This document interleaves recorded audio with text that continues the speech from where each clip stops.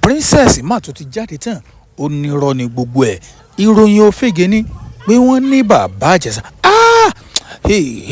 ìwọ Ọlọ́run kí ló tún wá ṣẹlẹ̀ báyìí tó bá jẹ́ ìgbà àkọ́kọ́ tẹ̀yìn wọ níjọ ìbá tẹ subscribe tí kò ayẹ kó ọmọ kọ́kọ́ mẹ́ kò ní wọlé tọ̀ wá gbogbo yín náà lè mọ̀ pé Yomi Fabiyi ó jáde síta ó ní court of appeal wọ́n ti sọ yìí pé ẹ̀sùn tí bàbá Ìjẹ̀ṣà ṣẹ̀ pé kò ṣẹ̀ṣẹ̀ náà pé wọ́n sì ti dá a lẹ̀ ṣùgbọ́n o princess ti wá jáde tán ó ní ìwọ Fabiyi yéé parọ́ kí ló fi jáde tán ó wá mú publication eléyìí tí punch gangan tí wọ́n gbé jáde tí àwọn appeal court gangan tí wọ́n ti reply wọ́n ní pé àwọn kò sí nǹkan tó jọ pé court of appeal pé wọ́n dá bàbá Ìjẹ̀ṣà sílẹ̀ pé kò ṣẹ̀ṣẹ̀ tí wọ́n fi ṣẹ̀ wọ́n ní kò sí ní tó jọ mọ́ bẹ́ẹ̀ o